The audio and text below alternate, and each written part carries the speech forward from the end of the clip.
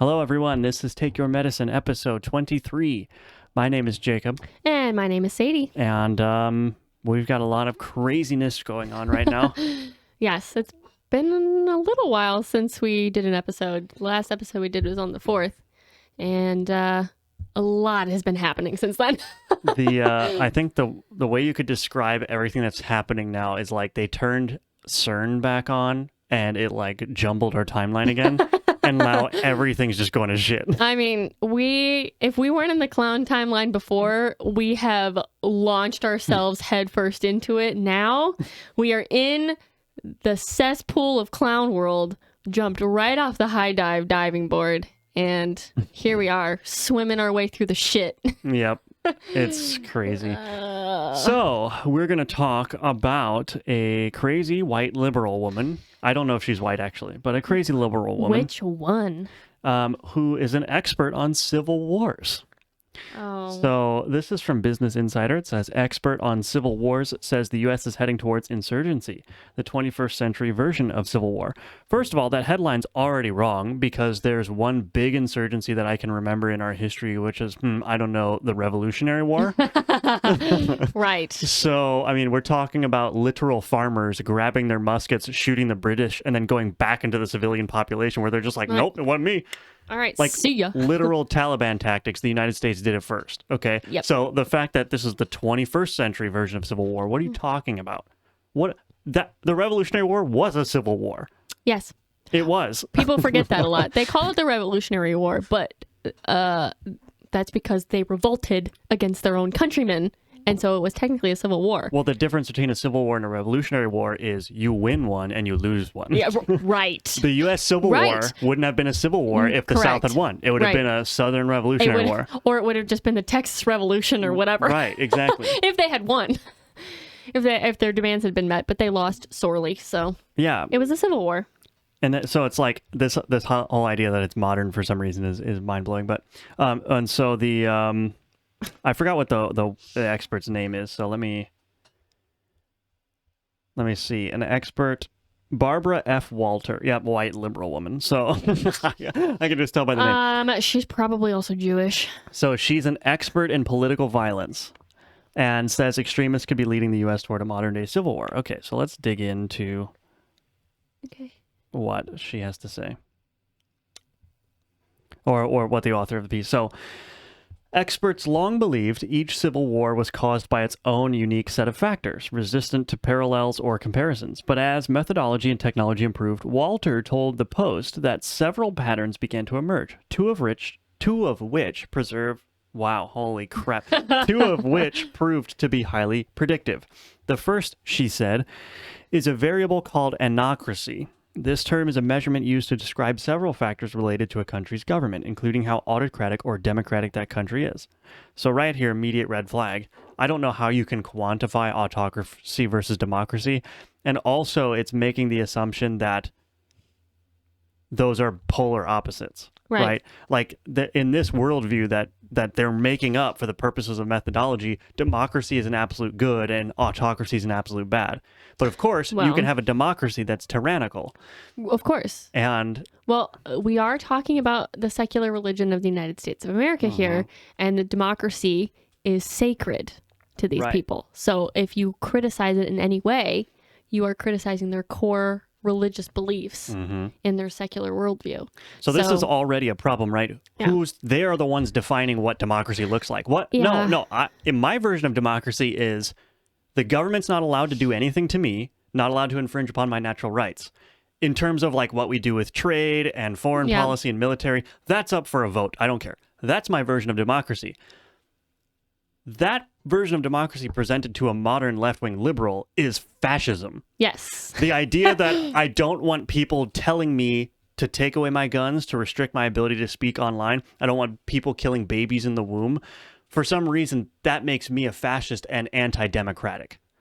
Yeah, their definition of fascism has become the complete opposite of what the definition of fascism actually is and was in the 40s and 50s during the World War of the Two.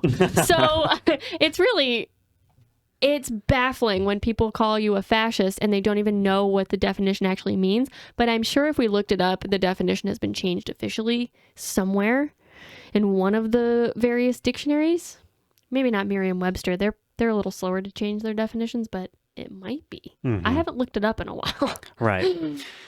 So that's the problem immediately with the methodology they're presenting is like they're the ones defining what democracy looks like, and I probably don't agree with their vision. Well, and the other thing I thought of too is that the only way you could quantify or qualify, what's a autocratic or democratic or anocratic or whatever terms they're trying to parse out here, the only way you could do that is if there were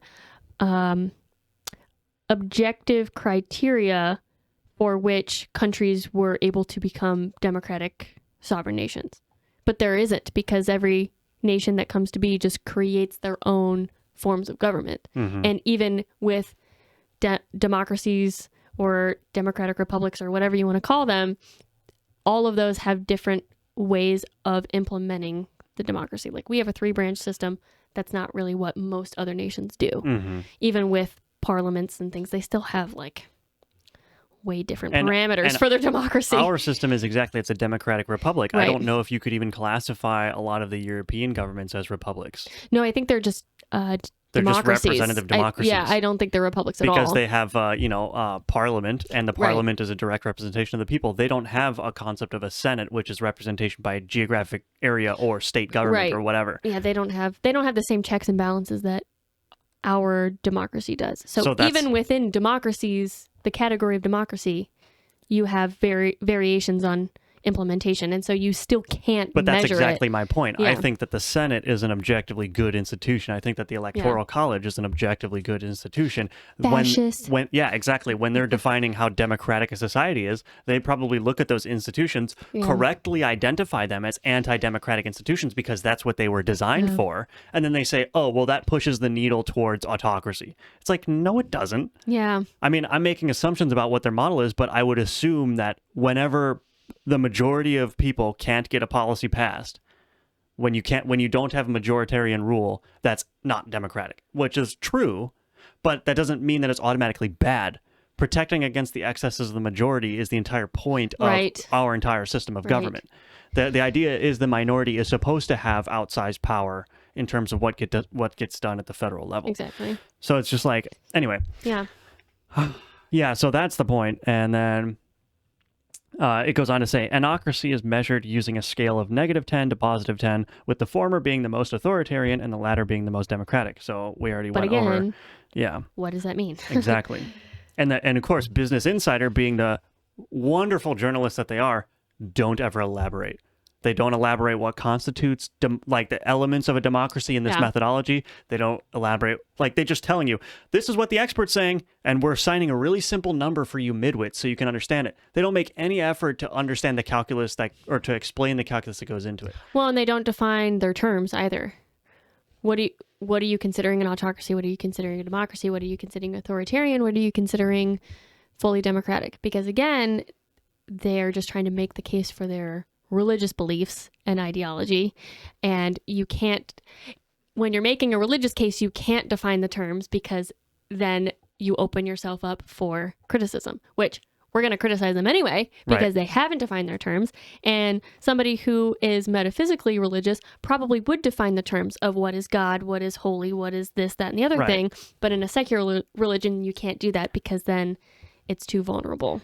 Yeah, they're hiding their presumptions. They don't want you to look at what they're accepting as true as a baseline for their theory. They just want to push the theory on you. But when you start asking, well, what is your whole theory rest on? Like, what are the foundational presumptions and assumptions you're making? That's where it's like all falls apart. Right. Whereas if you did that for like a Christian, they would be like, oh, well, Jesus is the Son of God and he resurrected from the dead. They also have a derivative for that, though, being the Bible. So all of their definitions come from biblical sources, so they can actually define it. When you're making up arbitrary terms like this with arbitrary definitions that change every day, you can't really draw from source material, and so you can't define it because it is changing all the time. So this goes on to say, scholars ultimately found that the anocracy variable could accurately predict which countries were prone to civil wars. Neither full democracies nor full autocracies are at high risk of civil war. Instead, it's the middle zones that are susceptible to instability and violence, Walter said, possibly due to weaker governments that can more easily be challenged. Now, of course, the problem with this methodology is that it's not falsifiable, right? What they're doing is they're looking at all the civil wars that happened in the past, and then they're creating a model that accurately predicts those civil wars, right? So if they say, okay, here's all the civil wars we know happened, they create a model, they run it, and then they check their answers to see if it correctly predicted that series of events, right? If it correctly predicted civil wars. And they're just training a model. But the problem, again, with models is that they are completely unable to accurately predict the future. Right. So you might have a perfect model that matches to history perfectly, but then that's all you can say. It's not falsifiable. You don't have a control geopolitical Earth where you can examine and see like, oh, did my predictions come true? You can't do that. All you have to do is retcon the model. Something happens and then you go, oh, tweak the model, something happens. Oh, tweak the model, something happens. Oh, it's not scientific. It's just, you're just making shit up. There is no way to properly predict when a civil war is going to happen because there are so many variables and factors that lead a nation to a civil war. And a lot of it, I'm sure a lot of it does have to deal with how a government is functioning, but a lot of it is also cultural. Mm-hmm. Like civil war is not always because of government rule or government decisions. Like our Civil War, it was kind of about that, but it was mostly about a difference of culture and opinion between people, not really so much our representatives. Right. That led us, because if the majority of your people are just civilians and not part of the government, and they're pushing you to civil war and they're actively participating in the civil war, then it doesn't really have anything to do with the government that much. It has more to do with a difference of opinion between civilians. So you can't really predict that either if you're not paying attention to cultural trends. Yeah, that's true. The other thing I just realized is they never defined what they consider to be civil wars. True. So that's another definition that we're missing because like we just started the conversation off, the Revolutionary War could be considered a civil war. Are they including that in their model or is that not included? Right. Like, are they just manipulating what they consider to be civil wars to make their model better? Right. Like, so it's like these definite, but also to your point, the one thing that I'd never seen mentioned in the article is economics. I think you can have a country that's in that middle zone, but as long as you have a strong economy, I think, honestly, if I don't have any data for this, but I think economy would be the strongest predictor because you look at the Arab Spring and all the uprisings that happened as a result of that. It all happened in countries where the youth unemployment rate was really high and where inflation was out of control. Those two things, because people didn't have hope. They didn't have a way to stay peaceful and to make a life for themselves. They had no other options in some extent. This happened with the 2020 riots too. Everything was shut down because of the pandemic. You had a bunch of idle young people sitting around doing nothing. They were free to go and riot in the streets. Right. So it's like they don't really have anything to lose. Their economics were covered. Yeah. And so they were idle. But on the flip side, if people are idle because they can't work, right, is my point, basically. If they're idle because they can't work, then they're going to be more prone to violence. Well, and I think, not that there's necessarily, these could be necessarily classified as civil wars, but I think there's an argument to be made for that. You see warring nations in Africa, or even warring tribes in Africa, where their governments withhold funds from the people and then indoctrinate kids to be child soldiers. I think in some cases you could consider between two African nations civil wars because they basically have come from the same tribes, have been arbitrarily split by Dutch East Indies Trading Company and, the English and all of this stuff. They arbitrarily drew these lines between tribal nations. So they're kind of like brother wars and they have no economy. Right. So there's nothing to do but war. Mm-hmm. Yeah, exactly. But you consider like the United States, if you asked me to join an armed civil war right now, I'd be like, no, my life is super comfortable. I have a house, I have a really good job. I'm not throwing that away for some cause where I might die. Right. I'm not doing no matter how much I care about the country, I'm sorry, maybe it's cowardice, but as long as my life is comfortable, I'm not throwing that away. That would be dumb. Right. And I think most people are making that calculation too. It's only when you don't have another option that becomes an option. Yeah, I think this article really would do itself justice if it classified, well, defined its terms, but that also includes, are we talking about built up Western nations, civilized Western nations, or are we talking about third world nations, or what are we talking about? Well, let's go ahead and keep going. Okay. So here we go. Let's see if we can guess what's going on here. The U.S., so it continues, the U.S. boasted a positive 10 rating for several years, Walter said, but was briefly downgraded to a 5. When do you think the period of time was that it was downgraded to a 5? January 6th? No.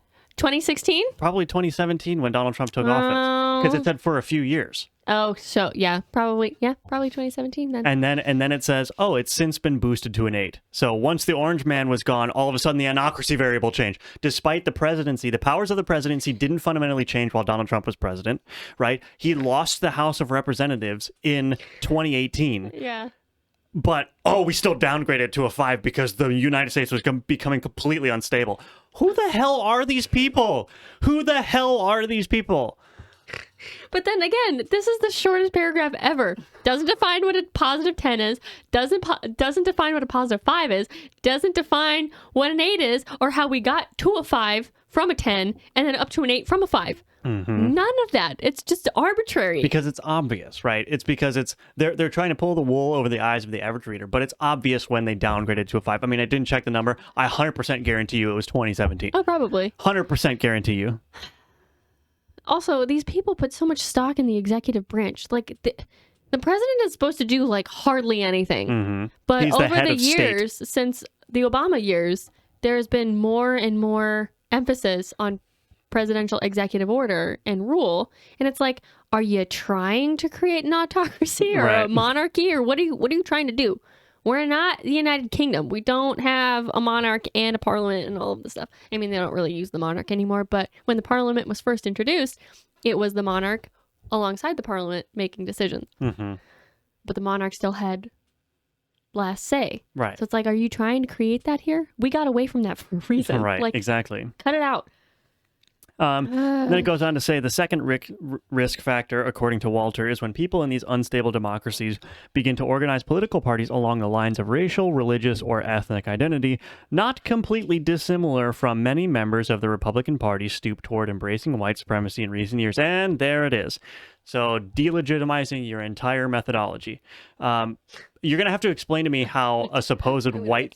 You're going to have to explain to me how a supposed white supremacist party is like 50% of the Hispanic vote now, has 50% of the Hispanic vote. Hey, you're going to have to tell me how border counties that are 80+% Hispanic along the southern border are voting for the racist GOP that wants to stop illegal immigration. Right.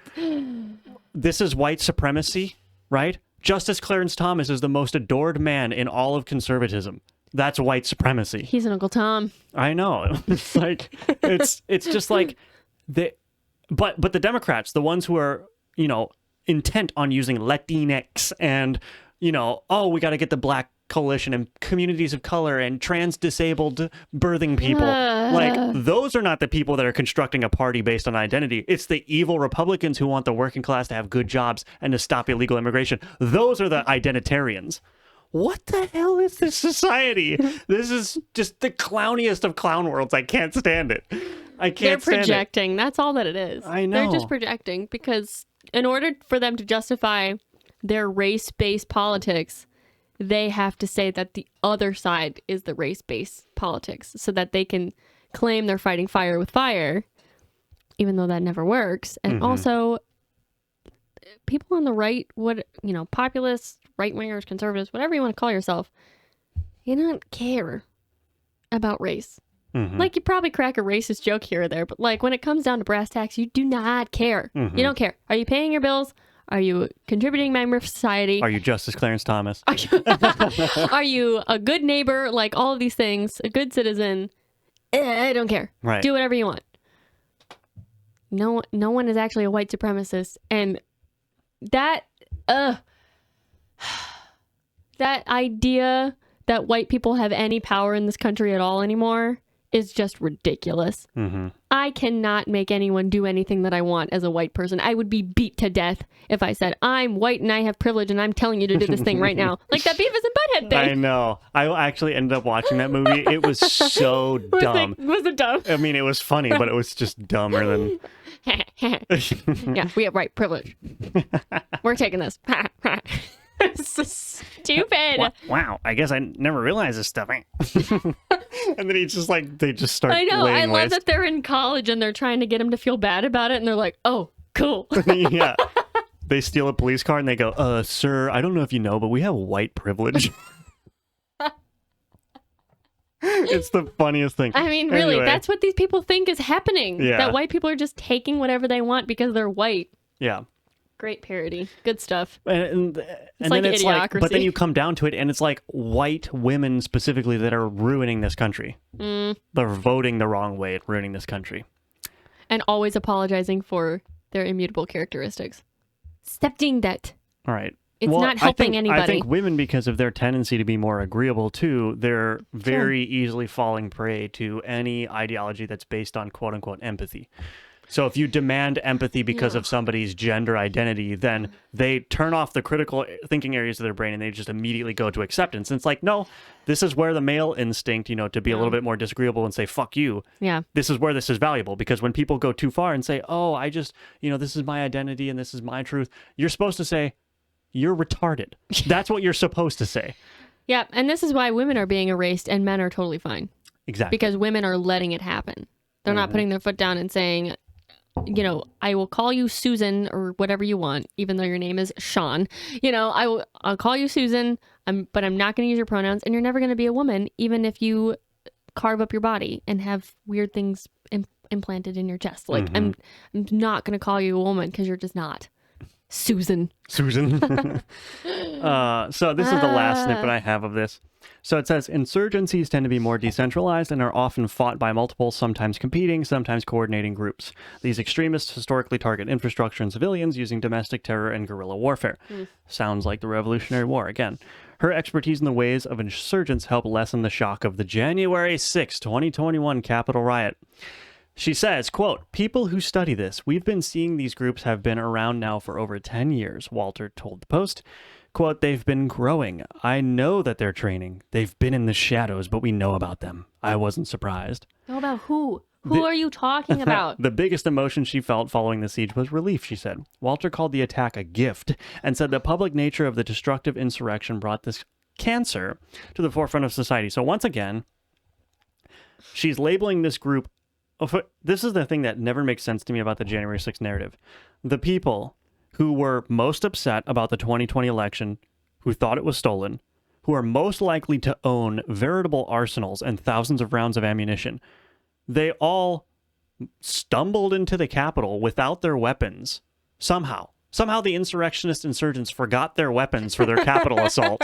And most of them, like, you watch the videos, they're like, walking through, like looking at the art on the walls, and it's like, wow, it's so beautiful in here, because a lot of them have probably never been in there before. This is the people that and this is the problem, they don't show the videos of the interior, what happened in the interior, because it's totally like benign. Yeah, like one guy picked up Nancy Pelosi's podium and walked around with it for a little bit. Well, and there were people picking up trash in there too, like there were beer cans and water bottles and stuff, and people were like picking it up as they went. And like one of the videos, there's a grandma walking around with like a MAGA hat on, and she's very rotund, and she's just like, oh, this is nice, So all of these insurgents who wanted to storm the Capitol, they left their weapons at home.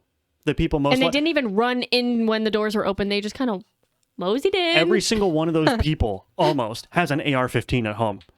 Decided not to bring it. Oh, we don't need our weapons for the insurrection.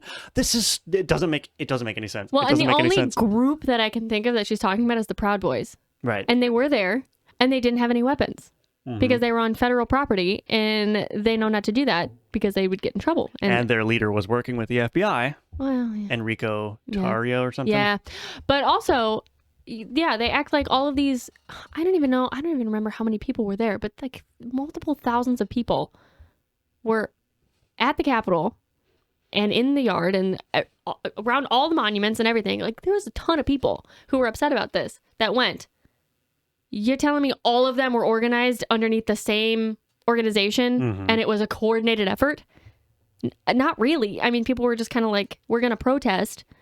And then like groups of 20 from here and there and everywhere just showed up and it just multiplied. Right. It wasn't really that organized, though. No. They just brought their American flags and their MAGA hats and they were like, we're unhappy. Unless she's, that was it. unless she's saying the insurgents are the FBI that was embedded in the crowd. That might be. But remember that January 6th 2.0 that they tried to make happen and it was all just FBI agents that all looked the same? Oh, yeah. Do you remember this? Yes. What was that event again? I don't know. But they were all wearing cargo shorts and the same t-shirt in different colors. Sunglasses, with the watch. same sunglasses, the same watch, and the same haircut. Like they all just jumped off the back of the truck at the same time. And they were all just standing around like nobody looks like that. Right. Copy paste. I mean, everywhere. To be fair, like Trump supporters, they look like they've been drinking Pepsi for 20 years. Okay, like, but a lot of them probably have mullets. Yeah, true.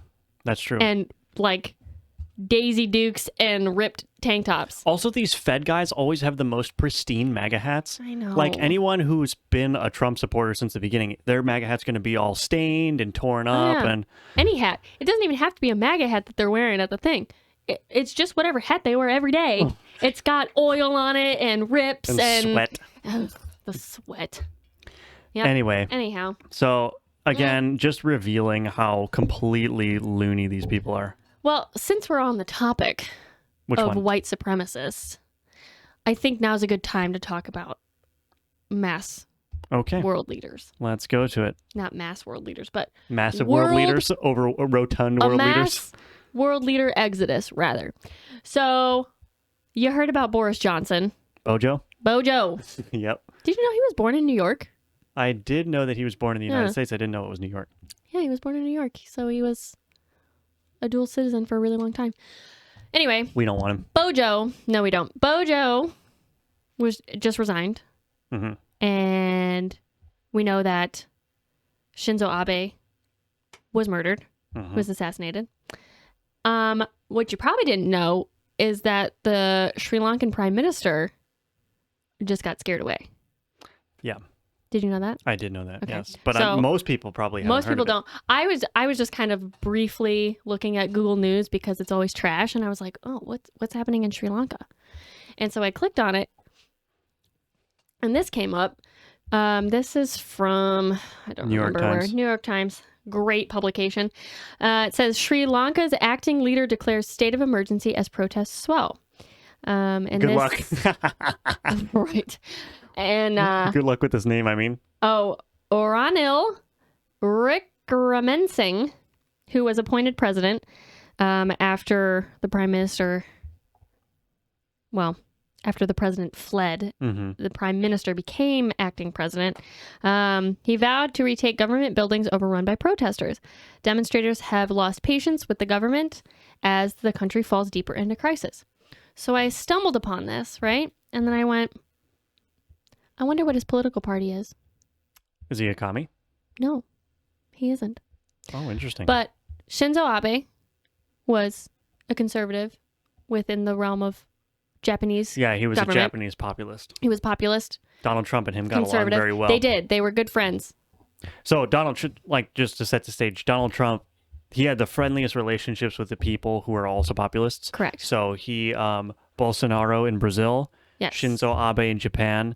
Who was the other one? Dang it, I was going to mention one more, but I forgot. Yeah. But populists tend to be, even if they're not conservatives, they tend to run under the umbrella of the conservative faction of whatever their government is. Viktor Orban was the other one. Oh, yeah. Yeah. So. Oh, and Modi from India. Yes. Anyway. Anyhow, so Shinzo Abe, although he was not in any kind of power at the time of his assassination, he was still a prominent populist in Japan, and people still really respected him, like Donald Trump is respected here with populists. I mean, it's starting to wane, and DeSantis is starting to take over that. But to add one thing about Shinzo Abe, I believe he was the longest serving Japanese prime minister in recent history. Yes. And he left the office because of health issues. Yes. He served 4 terms. Okay. He left the office because of health issues, but presumably he was gearing up to go and run again. Yeah. And that's why he was doing a campaign event. Yeah. Anyway. And then Boris Johnson, we know, is considered a conservative. under UK standards, which is completely different from all of us, but the word conservative keeps coming up. So what is happening in Sri Lanka? As food and fuel run low in recent months, where have we seen that? Uh-oh. A swelling protest movement has pushed for the resignation of President Gotabaya Rajapaksa, I don't think I said that right, and other politicians tied to his family's political dynasty. The situation came to a head this weekend when protesters breached the president's residence. Sounds like an insurrection to me. This is an actual This insurrection. is an actual insurrection, though. Probably justified, too. Probably. Here's how the crisis has developed. The country is hit by a series of economic headwinds in early 2020, including the pandemic, which all but destroyed the tourism industry. Officials banned fertilizers the next year, battering harvests and leading to fears of food shortages. Where have we heard that before? Mm-hmm. We haven't banned fertilizers, but they're coming from Russia, and we can't get them. We're not banning fertilizers, but we are buying up farmland and not using it. And by we, I mean Bill Gates. Correct. While the misguided policy is lifted after 7 months, the damage is already done. As the country starts running out of foreign currency, supplies of food, fuel, and other supplies dwindle, bringing protesters to the street. In May, the prime minister is forced out. On Saturday, protesters take over the president's residential in Colombo as Mr. President went into hiding. I can't say his name. The Speaker of Parliament said the president has agreed to resign, as has the prime minister. The president flees the country on Wednesday, leaving the leadership of the country uncertain. Okay, interesting. And then here's his Wikipedia page. He is a part of the Sri Lanka People's Front, which is a conservative Sri Lankan political party. So I had to do a little digging. What was the previous leader? Was he also conservative? Do you know? I believe so. Yeah. So. Okay. Yeah. This is his party. Sorry. I guess I should have included more clips, but I kind of went down the Wikipedia rabbit hole to find out what Mr. Gotabaya's political affiliation was, and the Sri Lanka Podujana Paramuna is the Sri Lanka People's Front, which is the conservative faction of Sri Lankan politics. And then Shinzo Abe, his assassin, has claimed it's not for political reasons, it's over religious discrepancies. Okay. But you have to wonder if it's like a false flag or like, the FBI did it or The Japanese FBI. the Japanese FBI. I don't know what it's called, but if they set him up to it, whatever. Yeah. Abe was shot from behind in the western city of Nara while speaking at a campaign event ahead of Sunday's parliamentary elections. Police arrested Tetsuya Yamagami, 41, at the scene. Yamagami, an unemployed former sailor in Japan's maritime armed forces, confessed to the assassination in which he used a handmade firearm, according to police. Police said Yamagami told them that he went to Okayama, another western city where Abe was giving another campaign speech the day before the shooting, according to Kyoto News, which cited investigative sources, which is kind of a red flag if they're not going to tell you what the sources are. Mm-hmm. It's like, that's Japanese state media for you. Japan has some of the lowest rates of gun ownership and gun violence in the world, with only one person killed by gun violence in 2021, according to the country's national police agency. How accurate is that, though? The Gun Violence Archive recorded over 45,000 firearm deaths in the United States that same year. So there it is. Of course, Western liberal people trying to make the claim for gun violence. And Mr. Abe was a member of the House of Representatives, and he was elected to the 1st District of Yamaguchi Prefecture. And he is was a member of the Mori faction, which is the Liberal Democratic Party, which equates to what our conservative party would be considered. Gotcha. It is a conservative party, Yeah. the Liberal Democratic Party. It's the populism faction. But, Okay. and there it is. Yeah. So conservatism, Japanese nationalism, and reactionism is the main ideology of the Liberal Democratic Party. Reactionism. doesn't Sounds really mean editorialized. anything. Sounds Right. editorialized. Of course, it's Wikipedia. It's so like the equivalent of white supremacy, but in Japan. Japanese, yeah, Yes. that's interesting. Japanese nationalism, no big deal. Like Yeah. if you said white nationalism, it's like, oh, I don't like white nationalism. Or even But American nationalism. yeah, but You're like not allowed to say Japanese that. nationalism is fine. Everyone else is allowed to be a nationalist, but... And then this is an opinion piece. So basically what I'm trying to do is just So this is show... Boris Johnson for the listeners. This is Boris Johnson's... This is an opinion piece comparing his ousting to Donald Trump's ousting, and this crazy white liberal lady is writing this opinion piece. There she is with the short hair. Oh, of course. And she's basically trying to say that we should really take a page out of the UK's book, but it's like Trump is not even, he's not here. Why are we Right. still talking like he's here? But also the criticism of Boris Johnson being ousted is that he was just completely feckless. Like he ran on, getting Brexit done and restricting illegal immigration or not illegal, just immigration generally, Yeah. because that was the entire basis for Brexit was they didn't like all the immigrants that were coming in and being tied to Europe's economy and all that. Sure. But he was just a completely ineffectual leader. Like he didn't stick to any of his principles. And I think That's maybe true. that's the problem with Donald Trump too, is like we wanted him to be a bulwark against the excesses of the state. And then COVID hit and he just capitulated to everything that the state agencies wanted to do. Like Donald Trump, I think, may have won re-election if he just forcibly said, no, we're not following the CDC on this.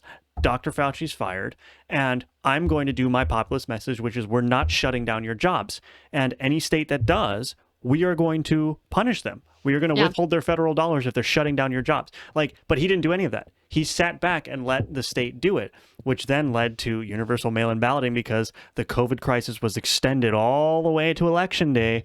Mail-in ballots. If Donald Trump had shut that shit down, it had been 2 years, right? It was March 2020. And then it went until the election. Yeah, that's true. And some people are still living in it past the election. Like, Donald Trump should have kowtowing. shut that shit down after 3 months. Yeah, that's true. He should have. Anyway, so my point is that I think he was ousted precisely because he didn't uphold his promises to the voters. Well, he was ousted for And being the parties. immoral. Yeah, parties and whatnot. But, he probably could have stayed in office, but I think he was just feeling the pressure enough. Like, they didn't have any reason to forcibly remove him. Not really. I guess it's technically criminal to congregate when you've shut down the entire nation. Yeah, he was during he was COVID. breaking his own rules. So he was breaking his own laws and mandates and things like that. But again, mandates are not the same as laws. And I don't think the UK ever codified any COVID laws. So he didn't really break anything. It was just more of, it doesn't look good and you're immoral. Right. It's and, like Nancy and like you Pelosi. said, he has no spine. And It's like Nancy Pelosi getting her hair done when the businesses were shut down. It's like you are admitting that you don't think it's a big deal. Right. You're admitting that you're going to go use the services and keep all of us away from them. Right. So it's like, if it's one thing to be a leader and to shut down the country and to abide by that yourself and to keep your kids out of school and to, keep them at home and for you to stay at home. But when you shut everyone else down and then you continue partying, it's like, who are you? yeah, Who do you think you are? right. Right. When you also have your police, Right. attacking civilians who are doing the same thing. But my point, if you can put on your conspiracy theory Yes. hat Here we with go. me for a minute, Pointy is hat. Pointy head. Pointy hat. it seems like all of these things are happening in such quick succession. Like, yes, the climate has been appropriate in multiple countries now that people are getting upset with their government and their leaders. But for whatever reason, only the nations with populist conservative leaders are removing those leaders in one way or another, either pushing them out, pressuring them out, killing them in the case of Shinzo Abe, because he wasn't in power, but he did still have a large gearing up. cultural influence on the people of Japan.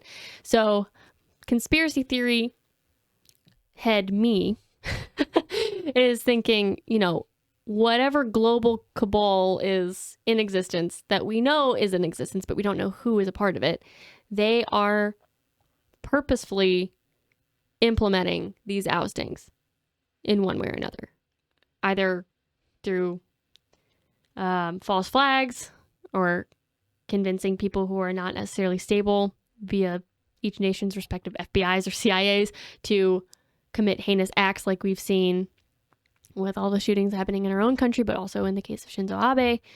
And then the food shortages and all of these things during the 2020 shutdowns and prior, it just seems like it's a very coordinated effort and it's all coming to a head.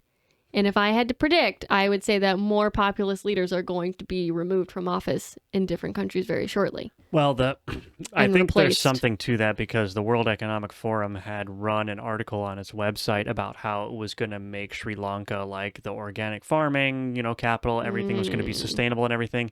And literally months after they banned fertilizers, all of this happened. It just collapsed. So you have a World Economic Forum, of course, those global, not the World Economic Forum specifically, but people that are associated with that and other global organizations like the WHO were the ones pushing for COVID lockdowns. And then you have the IMF pushing for all this loose monetary policy. And it's, I don't know, this is the danger with globalization and centralized power is even if there's a couple of scenarios that makes it all bad no matter which angle you approach from.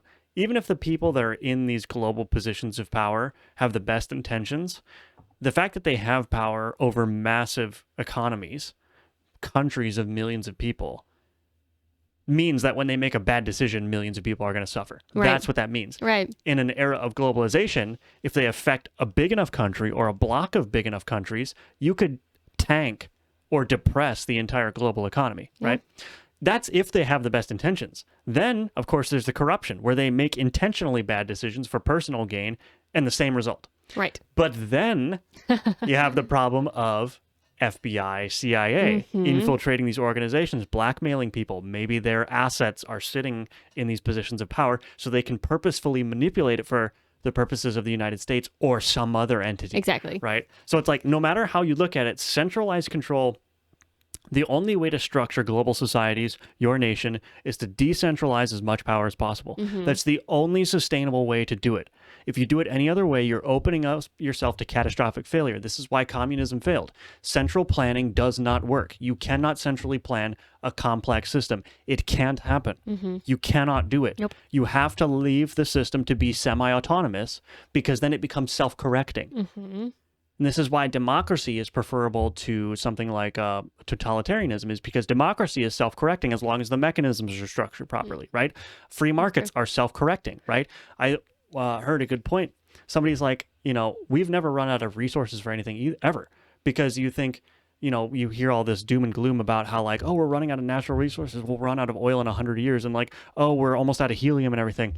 But somebody, I forgot who it was, made the good point. We've never run out of resources. Why? Because in a free market economy, the resources just become super expensive to extract that no one buys them anymore. Right. That's true. So it's like, it's self-correcting. In a centralized planning, you would just eradicate it because there's no profit motive. There's no free market. So you just, and this is what happens, right? You take all the farms away from the farmers because there's no economic downside to it, but then no food is produced and millions of people starve. Right. So it's like, it can't work. And so I think that, some elements are like how much of it is coordinated, but I think it's also just an emergent property of increasing centralized control. This stuff is going to happen as control becomes centralized. There's no avoiding it. I mean, I guess I don't know.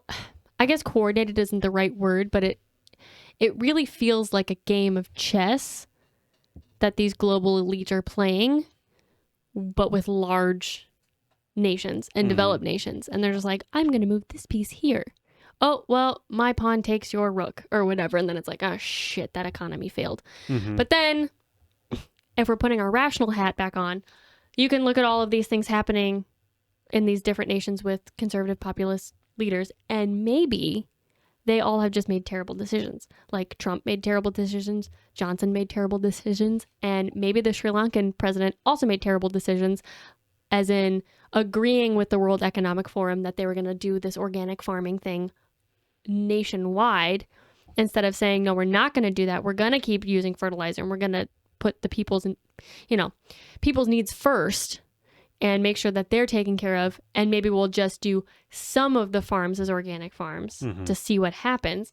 But if he didn't put his foot down on that and just went, okay, World Economic Forum said to do this, it could just be that he's also feckless and the Sri Lankan people were like, we're not doing this.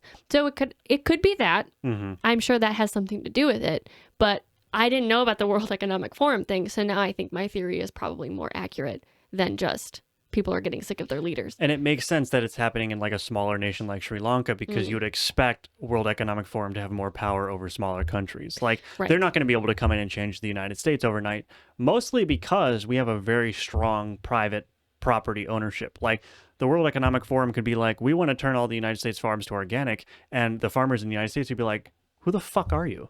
They'd be like, we're not going to make any money if you do that. Yeah, and because half the crop is going to die. And the government has no power to forcibly take our land unless we've committed some crime. So, and the government's not going to pass a law to make it organic. Unfortunately, in the United States, it's very easy for farmers to sell out their land. That's true. It is very easy for someone with deep pockets to come in and say, I'm just going to buy your whole crop, or I'm going to pay you a lot of money to burn your crop. But again, so that's a problem but too. Again, there's the free market issue, right? If food becomes so scarce that it becomes expensive, then farmers are actually going to make more money by selling their food. So hopefully we get to that point soon because we're running out. That's the other benefit of decentralized systems. Like you can knock out like 50% of the system, and the other 50% will correct. It'll be chaos for a little bit, but it'll readjust. It'll get there. That's true. So it's like that's the benefit that we have, and we have 330 million people. We have an incredibly diverse nation of 50 states. All the states have different ideologies in terms of how they want themselves to be governed. So even if California decides, yeah, we're going to go all organic, that's going to hurt the global food supply. But Ohio, Florida, Kansas, they're still going to grow their corn and their soy and all that, and raise their cattle and all that. Alaska will not be affected in any way. They'll just be like, oh, we're not getting food imports? All right, well, I guess I'll take 2 steps down to the river and catch some salmon. Or they eat seal. Like the seal fat is where they get a lot of their nutrient from. But yeah, I think this is a very interesting. This could also be a case of Pinots. Populists in name only. That's true too. They could have run as fake populists and then been totally in the pocket of more powerful entities. I think that's probably the case for Boris Johnson. Trump, not so much. No, not Trump. Yeah. Until the COVID thing happened, and then he kind of folded. You're allowed to make a mistake. I think he was a true populist. I think he just made a mistake. I think Boris Johnson was probably a populist in name only. I don't know much about the Sri Lankan government, so I cannot say if the president was a populist in name only or not. But in the case of Shinzo Abe, he was a true through and through populist as well. So it's kind of hard. It's just that if you're trying to create a globalized economy and society and government, it's really hard to do that when your opponents that are under the conservative wings of different varying governments are in power, because they're going to actively fight you and be against you. So the only way to ensure that you can actually implement this globalization is if you oust those leaders first and then replace them with your puppets. So I think we're going to see that. Like, UK is going to get a super liberal prime minister to replace Boris Johnson. I think Sri Lanka is going to get a super liberal prime minister and president to replace those two. Well, they might get it worse because now they're in emergency state, so it might become a full-out dictatorship. Well, I think, I was being a little generous. Yeah. I think now that Shinzo Abe has been taken out of the running, there isn't really anybody as good as him in the eyes of the Japanese to fill that role. So Prime Minister of Japan is going to become a really liberal dictator-like leader, probably, which Japan has seen that before, so it's not like it's impossible. I mean, it's possible in any nation. We're still okay here. Well, I was for the time being, make a point about the United States. But we still have 2 more years. Well, the United States is like, even if they do get a World Economic Forum puppet as the president, we still have 50 mini republics. True. So it's like, true. We are the United States, like nation states, United Nation states. That's kind of like the idea, right? So like even the president could be the most in the pocket of the World Economic Forum, Klaus Schwab, all of that stuff. And you still have Texas and all these red states who are going to be like, we are governing ourselves and you can shove off.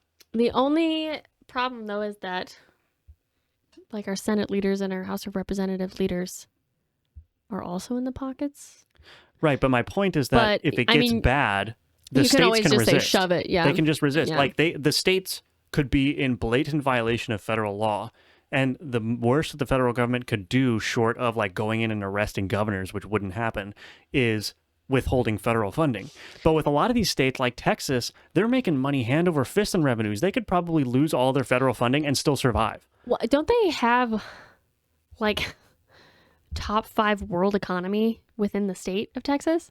No, that's California. Is that California? I thought Texas was No, I don't think Texas is sort there of yet. close. No. Well, they're getting there because everyone is leaving California to go to Austin. It's like the United States. It's coming up. It's like the United States, UK, California, Germany, and then something else. Oh, New York is on that list too, or it was. Might it? not be anymore.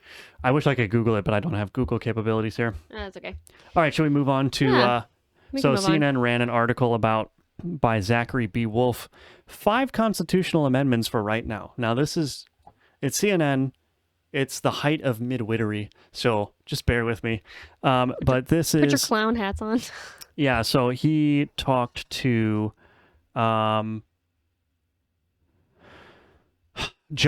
Kowal, who is at the Brennan Center for Justice at NYU Law. So a pretty reputable law school, right? And so this is like an interview style article where they just publish a transcript of the interview. So Kowal at one point says in this interview, when we talk about the Constitution, people tend to focus on those 4 months in 1787. And he's talking about the 4 months in which the Bill of Rights was created, because that's what everyone talks about. Because the rest of the Constitution basically just sets up the structure of government and how the branches interact with each other. No one really cares about that. What we care about is our rights that are protected in the Bill of Rights. Right. So he says, we tend to focus on those 4 months in 1787, and it's a remarkable story of people with very different views and priorities coming together on a compromised constitution. But it is rarely taught in school that more than 40% of the Constitution was written after 1787 in the form of these 27 amendments. These amendments, over time, have made the Constitution a more progressive document by making it more democratic, more inclusive, and more suited to the needs of a changing country. So there it is, dead giveaway already. The amendments that he is going to talk about are going to be inclusive and democratic. And we've already gone over how making something more democratic is not an inherent good. It's not. I'm going to say something right now, and I mean it. Don't get us banned.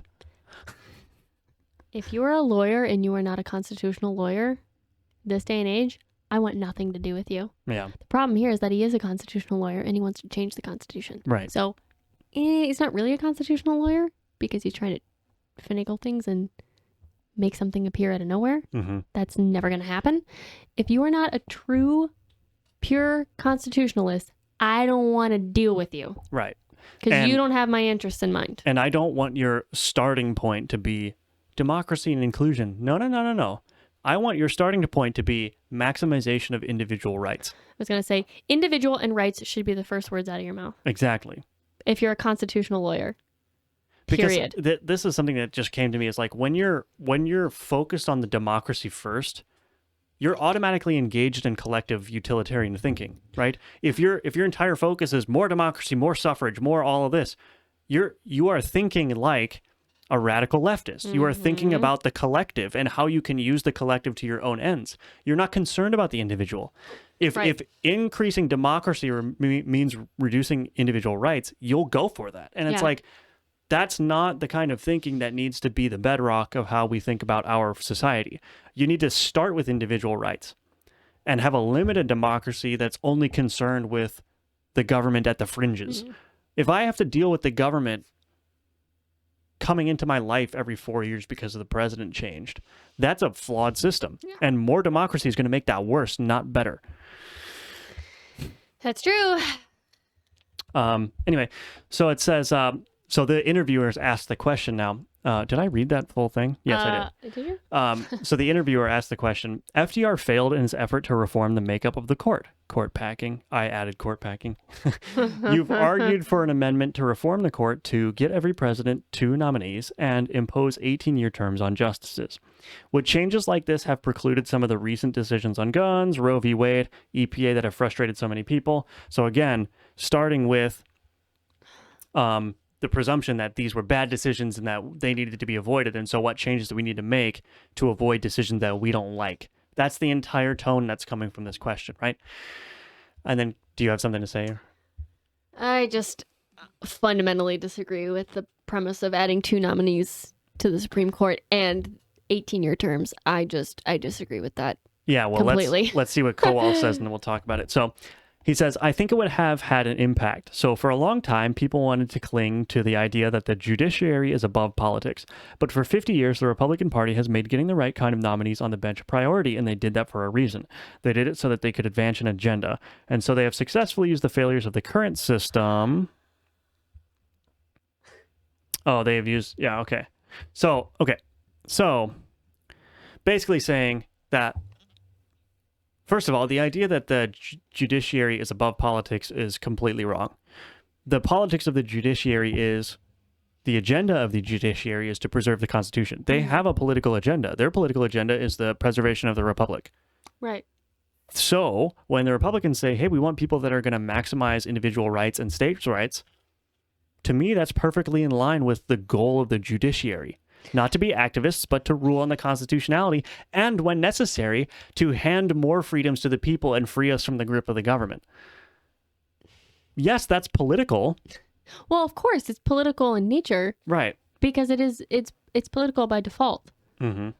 Whenever you're talking about the relationship between an individual and the government, it is political. But is this Kowal a nitwit? Is he? A midwit. A midwit? A nitwit? Whatever. Well, you can see either one. It's interchangeable. He is making the claim that introducing term limits for justices would cause less of an agenda push than choosing someone firm in their constitutional beliefs as a constitutional lawyer and judge to become a justice for life. Mm-hmm. That doesn't make any sense. Right. That doesn't make any sense. Because, okay, let's say you have a leftist justice, which we do. We have 3.5-ish.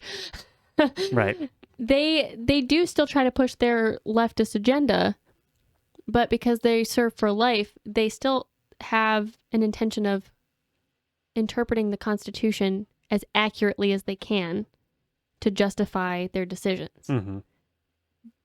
There's disagreements between justices, but you're going to get more disagreements if you add justices and also change them to be from lifelong justices to termed justices. Mm-hmm. It's going to cause a lot of conflict and a lot of agenda pushing and a lot of gray area in constitutional interpretation. Yeah.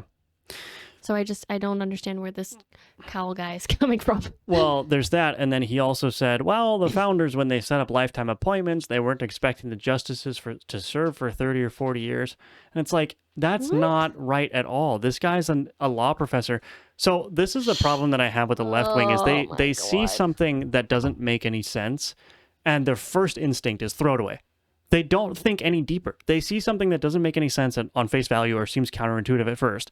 And their immediate response is, oh, this is a broken system. We need to redo it. They never stop to consider, is there a purpose to the lifetime appointments? And of course, the answer is yes. They didn't just write this down. How long should the justices serve? John Adams? I don't know, make it life. They didn't do that. They debated every single word of the Constitution. And why did they have lifetime appointments? And it kind of goes, he kind of has the point, right? Which is they're supposed to be above politics in a way, in a sense that they shouldn't have to worry about how their political or how their judicial decisions are going to affect their work after their time serving. Right. That's the point. Right. Their point is that the Supreme Court, again, it's not a democratic institution. They should be free to, regardless of public pressure and regardless of the pressures that might come with where they want their career to go after they're done, they should have total freedom to make decisions however unpopular. That's the point for the lifetime appointment. Right. The lifetime appointment is to say you are guaranteed this seat no matter what decision you make. So even if 90% of the country wants to silence our ability to speak, the Supreme Court can say, no, that's unconstitutional. It cannot be allowed. Right. The government can't do it. So it's not democratic. And it's designed to make them free to make unpopular decisions because they're the right decisions. And this is the thing that the left doesn't understand. They think democracy is the ultimate ideal good, and anything that is a barrier to implementing the will of the majority is wrong inherently. Right. And that's wrong inherently. Oh my gosh. It's Something I was going to say, you said, leftists, I have something in my eye. Sorry. Leftists, when they encounter something that they think doesn't make sense on face value, they just throw it out. He's doing that right after he said that it took 4 months to write the Bill of Rights, and then much longer after that to come up with the 27 amendments. You don't think that there was a lot of discussion in that time? 4 months just to come up with the Bill of Rights. That's a long time for a relatively short document. I mean, it only takes up a page. right. And it took them 4 months because they had to debate every word and semantics and meaning. I just can't even imagine how many hours they spent on each amendment or each part of the Bill of Rights. They weren't amendments, but... No, they're amendments, the first 10 amendments. Yeah, I guess they are amendments, the Bill of Rights, but you don't really think of them that way because they're like, these are just our rights. Because they were put on the Constitution like immediately Right. after But, ratification. yes. Yeah.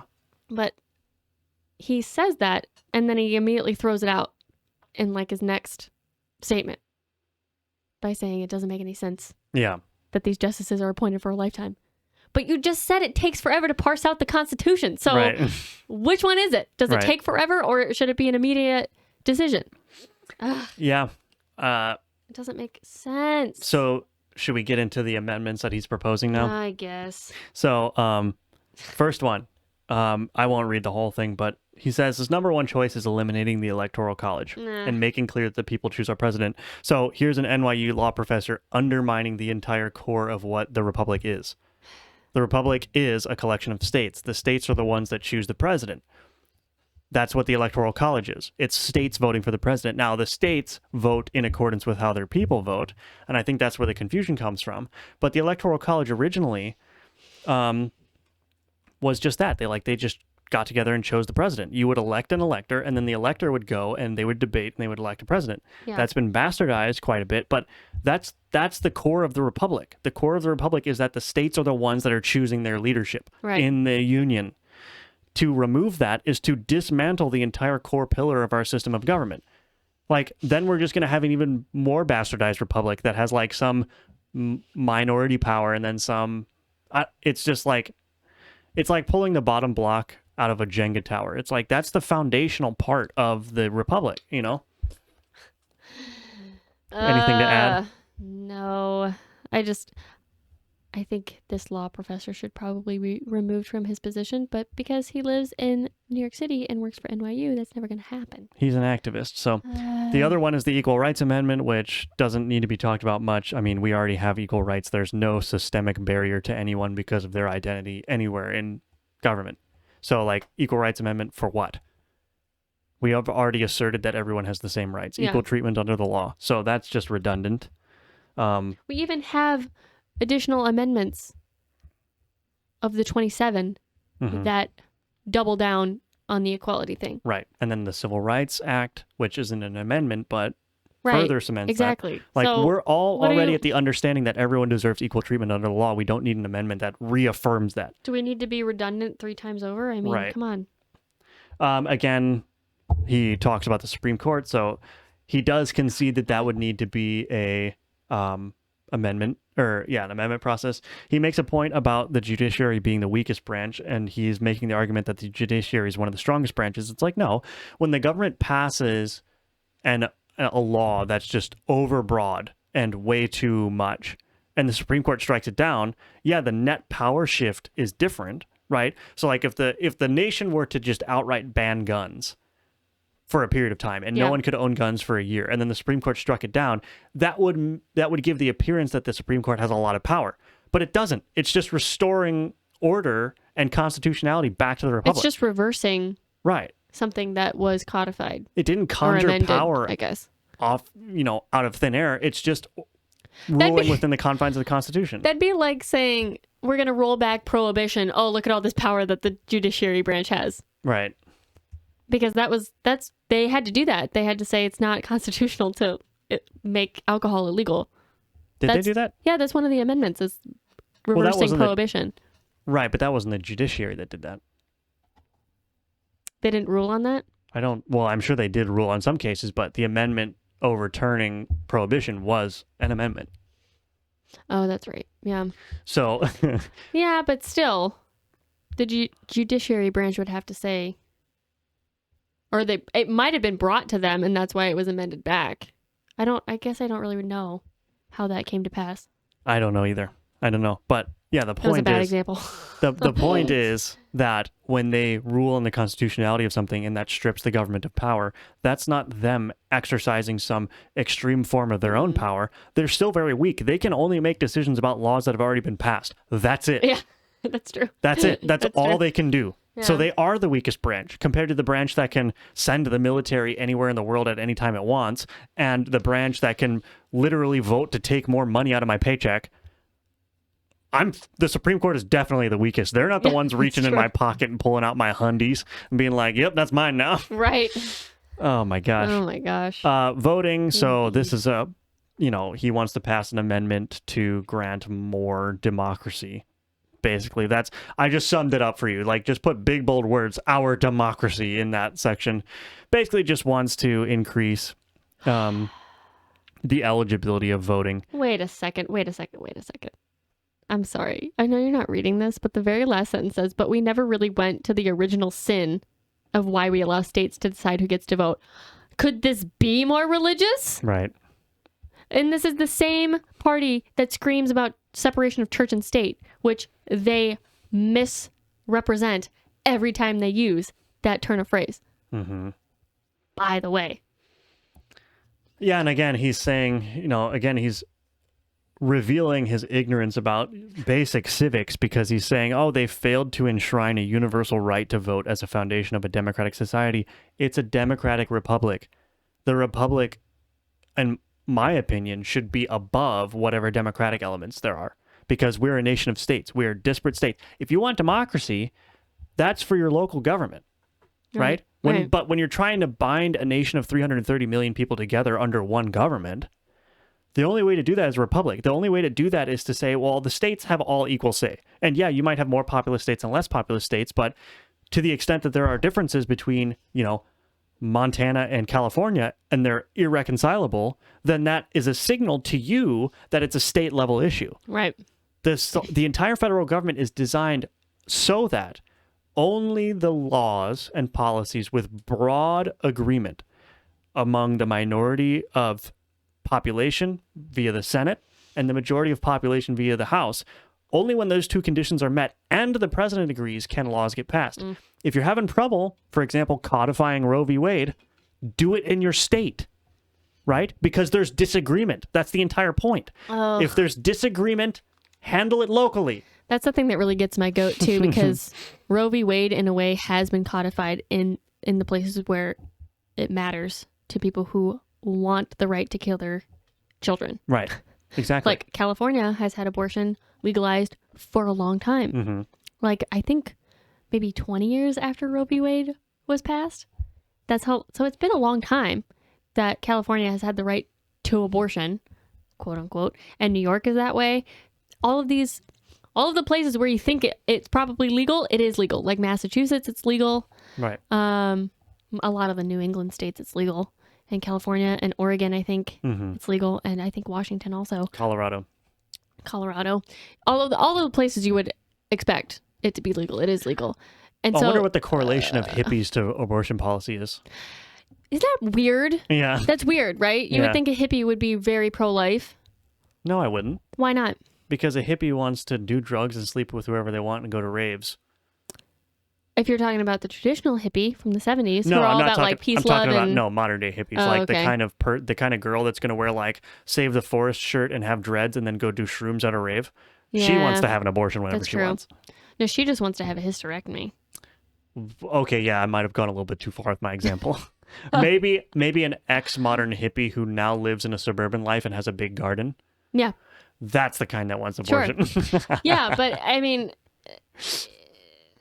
trying to codify Roe v. Wade as a federal thing is just, it's asinine because anywhere that people who want to kill their babies, they can kill their babies. Mm-hmm. And it's not it's not threatened to be taken away from them at all. Yeah. So they're getting pissed about Roe v. Wade being overturned when it is literally not going to affect their state laws at all.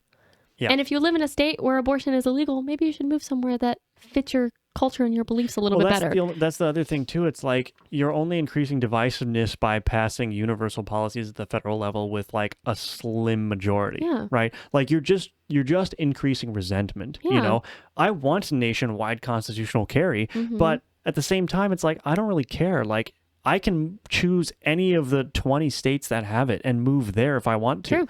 Like I don't really care what California does with respect to gun rights. I think that there is a line, and they probably have a lot of gun laws that are trampling all over the Constitution. But at the same time, I'm not the one that has to deal with it. True. Right. And that's the other beauty of like not elevating everything to the federal level is you give people the ability to choose what state culture they want to go in. You know, Christians, devout Christians in California may, in good conscience, want to move to somewhere that has a ban on abortion because it makes them feel better. And they're going to be surrounded by other people who feel the same. Exactly. You know, you can move to a state that doesn't have an income tax. Yeah, you don't get all the public benefits that you might get in California, but you get to save more of your money. Like, that's the only way to have a happy, diverse nation like the one we have, is to let people find the groups of people and the states that have the policies that they more closely align with. You're going to increase the health and happiness of this nation if you just allow that to happen. But these power freaks want to do everything at the federal level. Well, and I think, I mean, it's really nice that you can just like up and move wherever you want in the United States with like no restriction at all. You can just put your house up for sale and pick another state and just move there. As long as you can afford it. There are literally no restrictions. You can just change your address to be whatever state. Yep. Doesn't really make a difference except for like state income tax and local taxes and things like that if your state has them or your town has them.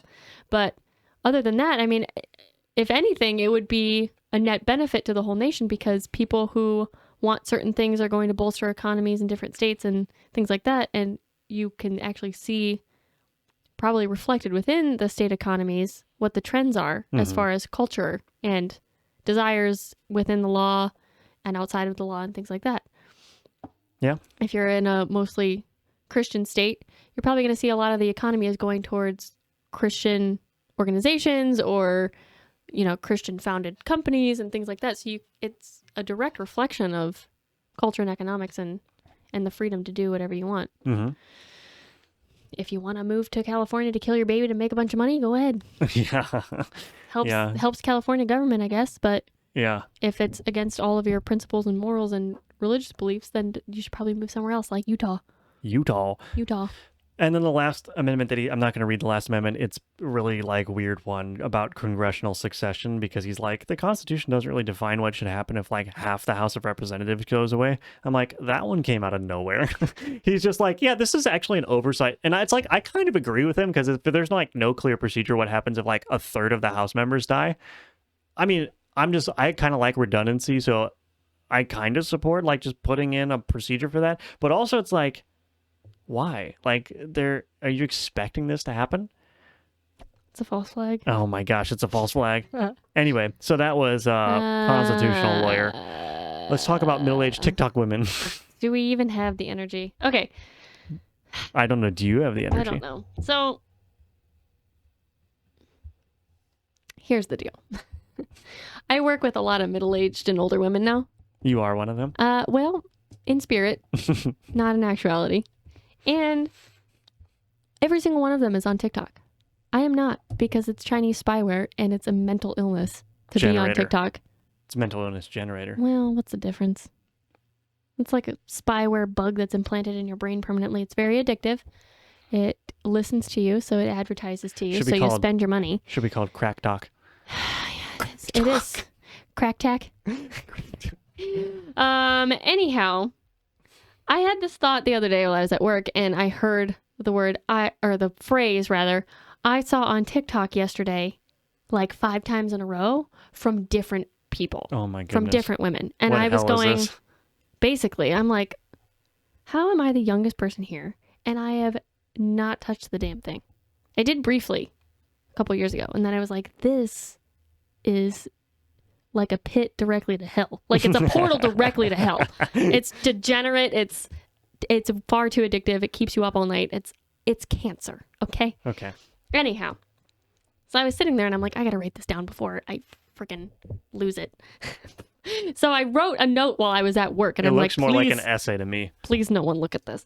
And then I coincidentally found an article on AARP about it. So anyway, I didn't know AARP was writing about cultural issues. well, they have people write opinion pieces, like they just submit it. Is this like AARP is going to become like a cultural like? It's a community. behemoth? It's a community website. It's a forum. It's a place for old people to gather. Anyway, so I wrote how TikTok affects middle-aged white women, even women who, by all other measures, would be considered conservative or traditional, can become consumed by leftist narratives and indoctrinations, especially in regards to Roe v. Wade and abortion, which just shows that TikTok is pervasive and infectious.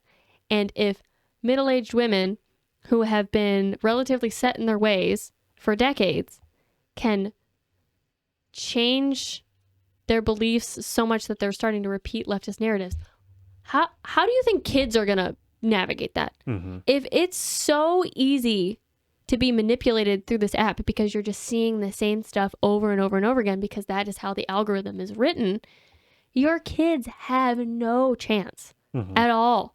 12-year-olds are just going to become walking propaganda radios. Yeah. I mean, really, they're just broadcasting things. They're not coming up with this stuff on their own.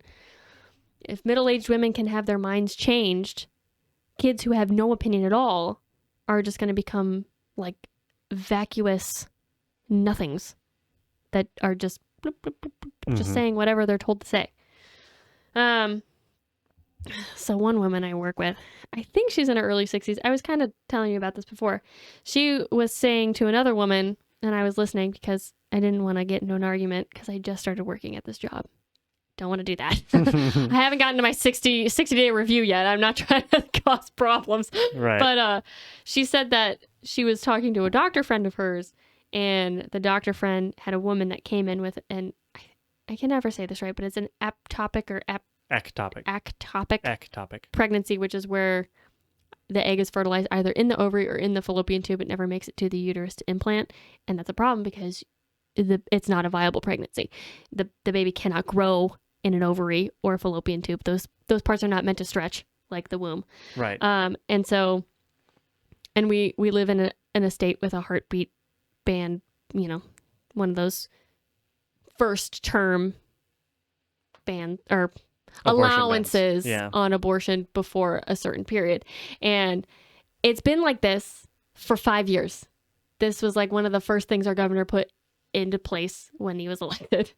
And she said the doctor was freaking out, and she told the woman that she had to wait and she had to call their legal team of the clinic or whatever that she works at and make sure that it was okay to go through with the quote abortion. But it's not a viable pregnancy. So it would have aborted itself anyway because it cannot grow where it is. So it would have miscarried anyhow.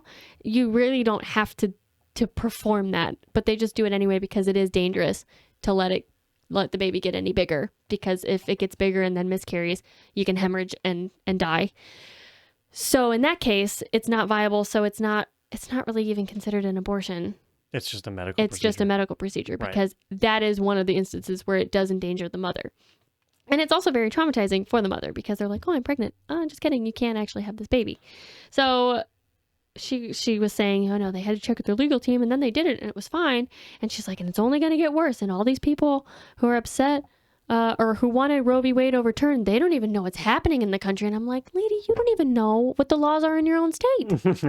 You have no idea that has never been something that was banned with this abortion law. It's not banned anywhere in the country. No, because that is actually a non-viable medical concern that could kill the mother. You don't want to do that. But every other pregnancy that is in the womb implanted properly, it doesn't count. It does not count. There is hardly anything that could cause such harm to the mother in a normal pregnancy that you would have to abort the baby. Unless she has cancer or something and it's just not right to grow the baby in a cancerous mother who's like stage 4 and going to die. Right. That's like the only other thing. So I'm like, lady, you cannot make these broad statements that people don't know what the overturning of Roe v. Wade means when you don't even know what it means. Right. You don't even understand that it has nothing to do with abortion laws themselves. It has everything to do with the states' rights to make their own laws in regards to abortion. Right. I was like, this is why you don't go on TikTok regardless of your age, because you just repeat things that you don't know anything about and haven't dug any deeper than what is being fed to you. Right. And I'm like, you're freaking in your 60s or your late 50s. How are you not more capable by now? Yeah, these are the people that are, going to be screeching about disinformation, and yet they get all their information from TikTok, which is just like a bunch of randos. Yeah, exactly. I'm like, these people that are putting these videos on TikTok are no smarter than you. In a lot of cases, they're probably dumber. Right. And you're taking, because why? Because you liked how they said it? So now you're going to repeat it? That doesn't make any sense. It's not like these are, well, sometimes they're doctors, but they probably shouldn't be. Well, but we all know how doctors can go. Ready? Okay. Or Dr. Fauci. Oh, right. I mean, yeah. Is he an MD? I guess technically. Yeah. He hasn't practiced in no how many years, but the other thing she said, she has like a 35 or 36-year-old son or whatever, and he's like, well, with the overturning of Roe v. Wade, I'm just going to get a vasectomy because he's not married. Okay. And also, he's like, I just can't bring a kid into this world. Why? Why? I mean, if you don't want to be a dad, fine, go get a vasectomy, but like, now you're getting a vasectomy? Now that you can't kill your kid? Yeah, it's like... Even though you couldn't before in our state, what the fuck's the difference? Right. It's just revealing like people were just using abortion as contraceptive. Yeah, which safe, is legal, and rare my ass. Completely inappropriate. Oh, so absolutely. It's like, yeah, now you're actually going to have to put your own body on the line instead of somebody else's. You're going to have to get a vasectomy if you want to be guaranteed not to get anyone pregnant again. How's that? Instead of killing your baby, you have to do something to yourself instead. You know? And now it's horrible because you have to mutilate yourself, except abortions are baby mutilation. So right. I just don't get it. Anyway, so I was like, I wonder if this is a thing, because I was just thinking about it, like, why are so many older women on TikTok when it's supposed to be for teenagers and like very immature people and lunatics? I'm like, why are these middle-aged white women on TikTok? And lo and behold, ARP came through. ARP, let's hear. So this is written by a woman who is middle-aged herself. And she was talking to somebody who told her to get on TikTok. And she said, quote, but that's for people my kids' age, not for people like me. I scoffed. That's correct. That's where it should have started and stopped. Good article. Good.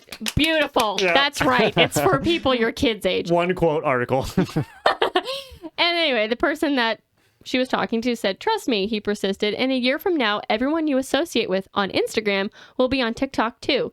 Don't be late to the party. And off he sauntered. I like that word, saunter. They need to use sauntered more. It's a good word. Did I run home that night and sign up? Of course not. But when I started to see some of my fellow content creators from Instagram and Twitter migrate over to TikTok, my interest peaked. I finally decided to try it out for myself because, well, quarantine. Okay. I didn't have the headspace to work on my book or learn a new language, but I had just about enough bandwidth to play around on TikTok and learn the ropes. And I am hooked. I am freaking triggered, dude. You don't have the headspace to work on your productive projects, but sure, you'll waste away hours on TikTok, which is probably making your headspace worse in the middle of a pandemic. Correct. Pandemic, these people, they literally get a golden opportunity to sit at home and do nothing except write a book that they've always wanted to write, and they go, I don't have the headspace for that, and they get on freaking TikTok. I worked all throughout the pandemic. I almost kind of wished that I didn't have to work and I was collecting unemployment so I could have tried to write a book. I know, right? I worked through the whole thing because I was like, I'm too poor to freaking take handouts from the government because I'm going to have to pay it all back and I can't afford that. So I worked through the whole thing. Yeah. But anyway, I know that's not the point of the art, but that triggered me. And I'm like, okay, I understand. Like if people are content creators or a lot of their businesses run through social media, they would migrate to TikTok because it will attract a younger audience. However, younger audiences on TikTok are going, this content creator is old and this is cringe. Mm-hmm. And so, yeah, they get a lot of views and follows because people like the cringe. People like to be involved in the cringe. Right. I wonder if this is like, because social media hasn't been around for that long, relatively speaking. It came out like almost, I mean, I guess there was MySpace, but it was like 10 years before the while the internet was getting widely adopted, that these Sure. social media sites started to pop up. You had forums at first, Yeah. and then you had more centralized. So we don't really have a long history of social media. We're getting to the point now where we can kind of see the life cycle of social media companies. Yeah. And what seems to happen is like the young people are the early adopters. Mm. They make the platform blow up, and then all the old people migrate in, and then it becomes a platform of old people. Like Facebook is like this, right? Right. No one young is on Facebook. Right. But that was actually just all the gonna- rage. Like when I was in Yeah. early high school and I guess late junior high, Facebook was all the rage. Everyone had a Facebook. Yeah. It was like that's where everything was happening. That was really like the only social media platform besides MySpace. Yeah. Well, MySpace quickly died off after Right. Facebook. Right. The invention of Facebook, and then Instagram kind of came to be, and then in the middle of that, like Vine came and died, and then there was something called. There was like a singing song app. It was TikTok. Thing. No, it wasn't TikTok. It was called something else. But No, TikTok was a singing and song I know, thing, and then but it became something else. Yes, it was. TikTok kind of became like Vine and Musically this, or something? Yeah. Yes, it was Vine and Musically, but Vine died and Musically cropped up. Are you sure Musically didn't become TikTok? I'm pretty Well, sure it did. It did in a way. It was the same creators, but Musically died before TikTok came to be. So TikTok, the creators from Musically created TikTok because they were like, well, Vine was really popular and Musically did okay. Let's find a way to combine the two. And that's how TikTok came to be. Because it was like the short video content type thing, but there was also music that you could add if you wanted to or whatever. So TikTok kind of became like the go-between of the two. And then we're here, and I mean, there's Snapchat, and there's like a ton But of the other point to things. the life but cycle. I was gonna say Facebook is now kind of like the nursing home of social media, and then Instagram is like the bar and grill where like your parents go on Friday night and like leave the kids at home, and like all of their middle-aged friends who have jobs and just want to drink a beer and cool off, they all go there, and it's like, it's not like a rowdy crowd, but there's sports on the TV, and it's like the regulars go there. And then TikTok is like the club bars that Right. 20-year-olds with fake IDs are going to in their college town. Right. Yeah. So when moms come for mom weekend and in TikTok, you're like, oh, geez, this is cringy because you're drinking like you're 20 and you shouldn't. And you're like doing a lot of things that 50-year-old women should not do. Yeah. Personal experience. Oh, my God. Not from our mother, but being in a college town during a mom's weekend is terrifying. Yeah. It's like you should not be wearing your 20-year-old daughter's clothes. Sorry. You have more rolls than a bakery, madam. Yeah. So don't get me started on mom's weekend. So Oh, I'm turning that into a YouTube short for our channel, just like that. It was 60-second rant. go for it. Anyway, So she continues. She's quoting somebody, but I don't really know who she's quoting. you're the one that clicked I know, it. I didn't pay much attention, but it's quoted as saying, I also think that she was quoting a fellow middle-aged woman who was Okay. on TikTok, who's also a content creator. Whatever that means. I also think that this is about personality repression. All of our lives we were told how to be in order to be accepted in society, and that image may not truly reflect who we are. We are told to wear a blazer, to be taken seriously, not to do things that are age inappropriate lest we make fools of ourselves. So for women in their 40s and 50s and 60s who've been told by society that they're too old to rebrand themselves as the dancers, comedians, or singers they've always wanted to be, TikTok gives them the perfect platform to stop repressing their personalities and ambitions and to find a welcoming audience. No. Yeah, so we just literally talked about like how this woman put aside writing a book so she could be on TikTok. And now they're trying to justify it as if being on TikTok is like the great liberating thing. I know. I would think that getting a book published would be like a great liberating thing. Like Right. sense of achievement, pride, you accomplish something difficult. But they're trying to justify making stupid videos on TikTok as like something that's freeing and like rebranding and I'm a content creator. It's like, how vapid can you be? I was going to say, I would much rather be respected for a well-written novel or a well-written memoir or autobiography or something than jiggling around in a 60-second video for however many thousands of people to watch. Right. Because those people don't respect you. And if they do, they're lying. If they say they do, they're lying. They are watching you probably for the cringe factor and also for the mild entertainment. But if they're reading a book that you put your heart and soul into and spent however many months editing, and getting it published, and it's actually well done, they're going to respect you for the quality work that you've produced and the time put in. And you can tell the difference between that respect and the mildly entertained respect. Right. And it's not the same thing. And I mean, if that's what makes you feel good, I'm sorry. And also, you should probably reorient your priorities, because you should be doing things that make you worth more than a 60-second video. Mm-hmm. And I don't like the idea of needing to be liberated when you're a woman in your middle ages. The liberating thing would be to have a family, raise them to be productive members of society, and then them leave your home. Right. That is where female liberation in your middle age should come from, of becoming your own person who has a home to herself again after you've raised a good family.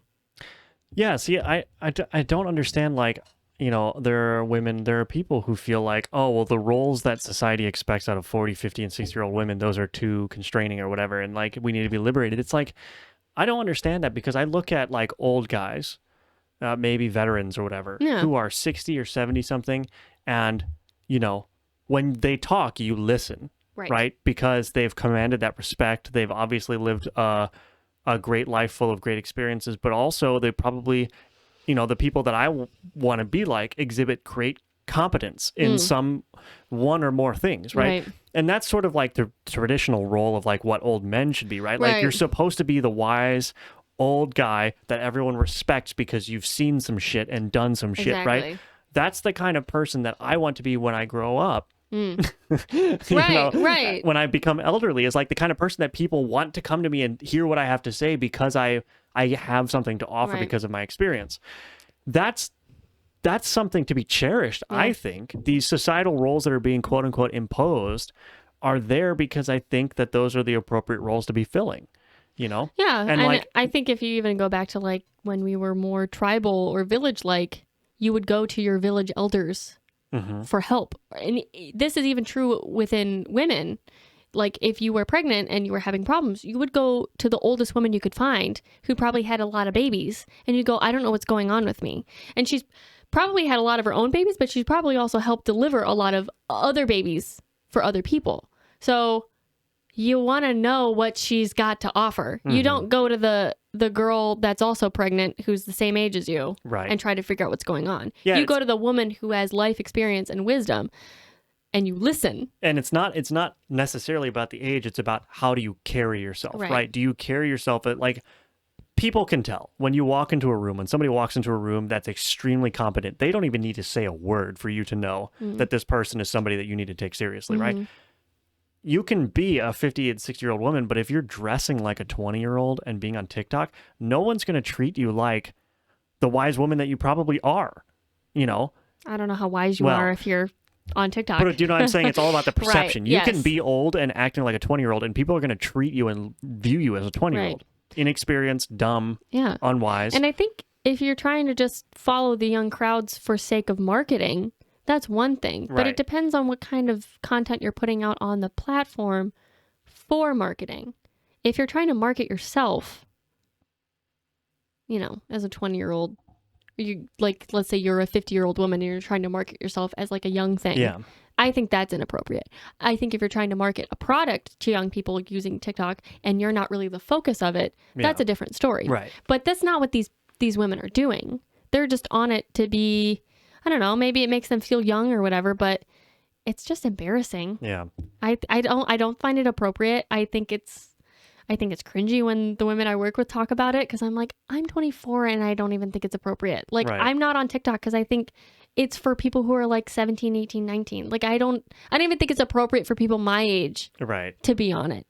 And they are, but it's part of the infantilization of my age group and demographic. Well, I just don't think it's appropriate. The infantilization is extending. So it's like, it's more of a phenomenon about like TikTok, social media, this liberation phenomenon just infantilizes everyone that interacts with it. It's not liberation. Right. Infantilization is not liberation. Liberation is acquisition of knowledge and life experience and skills. That's liberation. And legacy. Right. Because when you know how to do things and you can do them well, that's actually liberating because no one can tell you what to do or how to do it that you don't already know. Mm-hmm.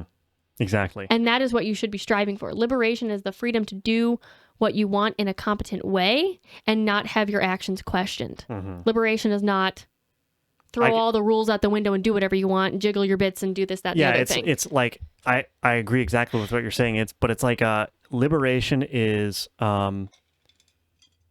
welcoming consequences for your action because you know that your actions are going to turn out well. Right. And this liberation that they're talking about is freedom from all consequences. Being able to act however they want without concern for how that manifests itself in the world, right? It's two different things, right? Because when you're liberated in the way that you were talking about, I expect consequences for my actions in a good way. Right. I want things to happen. Right. And when things bad happen, guess what? I welcome that too because that's a learning experience. Oh, I thought this was going to work the way that I wanted it to, and it didn't. Now I have even more knowledge. Now I'm even more competent, right? Right. These people just want to be free to make mistakes with no blame. They want to be free to act however they want with no one judging them. It's like, that's not how it works. You can't do that. Well, and it's interesting that you bring up the consequence thing because liberation, liberty, they're the same root words. They mean basically the same thing. And we've talked about this before, but like liberty within our country means freedom to do what we want without control of the government being put on us. Right. Liberty is that. It's ability to accept consequences for your actions, good and the bad and the ugly and whatever. Free of the government interfering. Free of government interference. So if you're choosing liberty over safety, which a lot of people do, that's if someone comes and attacks you on your property, you have to be able to defend yourself. But that is the cost of liberty because you are free to do as you choose. But it needs to be in a competent way. Right. And liberation, too, if you're a young person, is freedom to know what you don't know and being fearless in the quest of knowledge and going to people who are wiser than you and saying, I don't know this. Will you teach me? That's liberating because you're not afraid to learn something new and you're not afraid to be seen as incompetent because you're on a mission. Right. You are incompetent. You've already accepted that. And your mission is to learn something new and to become more competent at it. And people respect that too. Because if you're saying, I don't know how to do any of this, please teach me. They go, wow, I want to teach you because you're a willing student. Right. If you're just a dumb, whatever, 20-year-old, 50-year-old, 60-year-old, whatever. If you're just a dumb little old young 60-year-old. Yeah. If you're not willing to learn or change or adapt at all, then you're not liberated. You're just inconsequential. Right. Really. Exactly. Yeah. And that's what they're doing. They're looking for liberation in a way that makes them inconsequential. And I can kind of understand, like middle-aged women who are becoming empty nesters. They're like yearning for their younger days because their role of mother is now ending. And that's probably pretty dramatic and traumatizing. And you've spent 20 plus years of your life being this one role. And if you don't have grandkids yet, it's like, what do you do? What do you fill that with? And our society isn't creating grandkids for these Exactly. women. So it makes sense that they're falling into these younger habits and trying to rebrand themselves as younger people because they don't have anything else to do. Right. But that's also sad. Right. And I think also age inappropriate. Like you need to find something to do. Maybe raise your kids to want to have their own kids. Or knit and watch QVC all day. You listen. QVC is the original TikTok. True. Anyway, so anything else to say before we wrap this one up? No, I don't think so. Cool. All right. Well, this was Take Your Medicine episode 23. Once again, I'm Jacob. And I'm Sadie. And check out all of our links because that's where we all are. And yeah, that's it. We'll see you in the next one. Please grow with dignity. Yes.